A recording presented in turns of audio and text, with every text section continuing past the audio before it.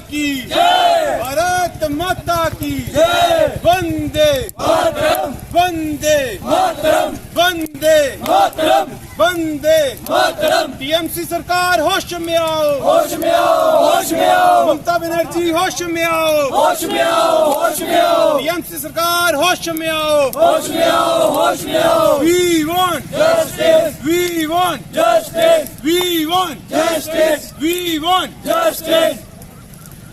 जेके mirror news देखने वाले सभी दर्शकों को जय श्री राम। जिस तरह से आप देख सकते हो कि हम जहाँ पे मड ब्लॉक में आए हुए हैं, जहाँ पे सामने मशहूर मंदिर है, जहाँ काफ़ी संख्या में जहाँ पे लोग एकत्रित हुए हैं। आइए इसके बारे में हम जान सकते हैं कि इनसे क्या अपील करते हो। भारत माता की जय, वंदे मातरम। दोस्तों, जिस प्रकार से आप सबके ध्यान में होगा कि जो वेस्ट बंगाल है, वहाँ पे कोलकाता में एक हमारी जो बहन बेटी है, भारत की बेटी है, जो डॉक्टर थी, जो देश की सेवा करने के लिए, लोगों की सेवा करने के लिए 24 घंटे रहती थी, उसके साथ एक दुष्कर्म होता है और जिसके बाद उसके साथ दुष्कर्म करने के बाद उसको बड़े बुरी तरीके से वहाँ के जो दरिंदे हैं वो मार देते हैं। जिसके बाद वहाँ के लोग बढ़ चढ़ के जब उस लड़की को इंसाफ दिलाने के लिए आगे आते हैं, तो जो वहाँ की टीएमसी सरकार है उसको कहीं ना कहीं दबाने की कोशिश करती है और वहाँ की जो सरकार है वहाँ के ऐसे सबूतों को गायब करने की कोशिश करती है कि जैसे वहाँ पे हुआ कुछ नहीं। तो इसीलिए उसके बाद जो हमारे वहाँ के लोग हैं और जो हमारे भारतवर्ष के लोग हैं, सारे बढ़ चढ़कर आगे आते हैं। अखिल भारतीय विद्यार्थी परिषद इस इशू को एक बड़े स्तर पे पूरे भारतवर्ष में उठा के लेके जाती है। और इसी के दौरान ऐसे अगर आपने देखे हो, भारत में कहीं ना कहीं रोज कहीं ना कहीं ऐसा केस आता है जब किसी ना बहन बेटी के साथ कोई रेप होता है, लेकिन हमारे जो समाज के लोग हैं वो बढ़ चढ़कर इसमें हिस्सा नहीं लेते, उन लोगों के खिलाफ कभी खड़े नहीं होते।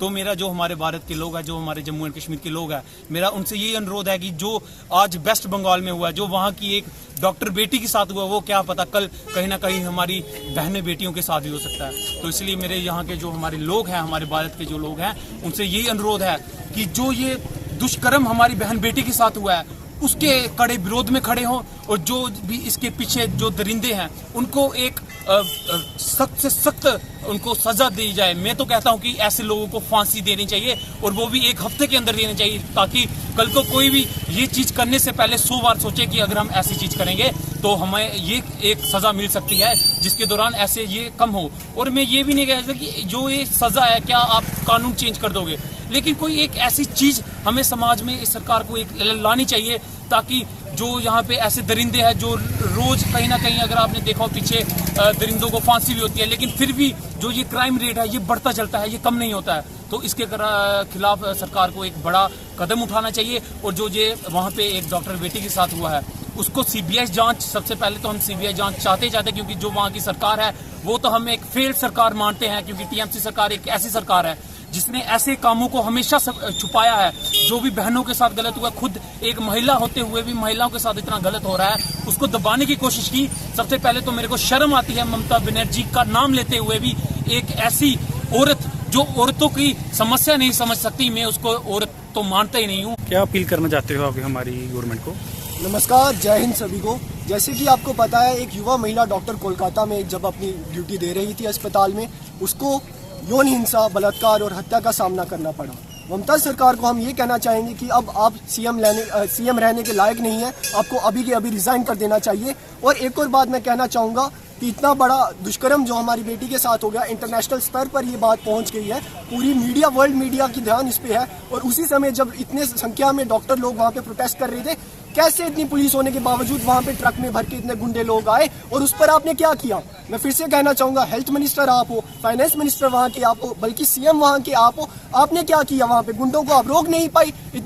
इतनी बड़ा दुष्कर्म हमारी बेटी के साथ हुआ, आप फिर भी चुपचाप बैठे हो, बस प्रोटेस्ट पे निकले आ रहे हो। मैं आपसे पूछना चाहूँगा, प्रोटेस्ट किसके खिलाफ कर रहे हो?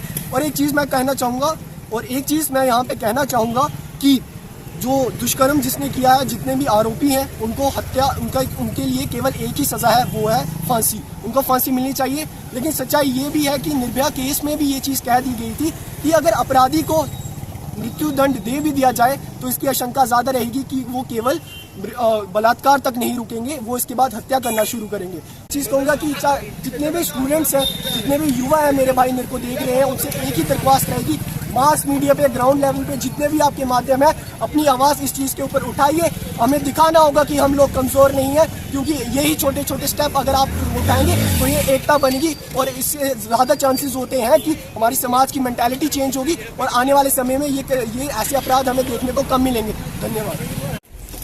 जैसे कि कुछ दिनों से न्यूज़ में चर्चा चल रही है कि जो वेस्ट बंगाल में एक डॉक्टर का रेप किया गया है, वो कि एक बहुत दुखद घटना है, जो कि कुछ नापरिंदे हॉस्पिटल में घुसकर एक मासूम बेटी का रेप कर देते हैं, जो कि वहाँ पे जो सरकार है टीएमसी की, जहाँ पे ममता बनर्जी सीएम है, वो उस रेप को दबाने की कोशिश करती है और कुछ ऐसे जो वहाँ के सबूत हैं उनको दबाने की कोशिश करती है।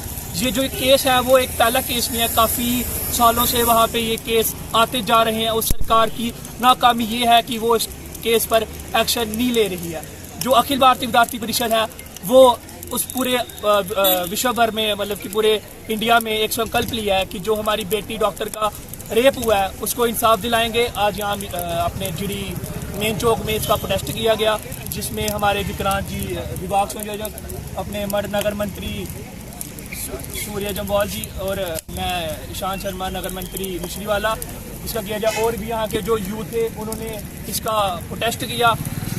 तो मैं अपनी जो प्रशासन है सीबीआई से यही मांग करता हूँ कि इस लड़की को इंसाफ दिया जाए, उसको कड़ी से कड़ी सजा दी जाए, ताकि ऐसी जो चीज़ है वो कभी कोई भी व्यक्ति ना दोहरा पाए। जय हिंद, जय भारत।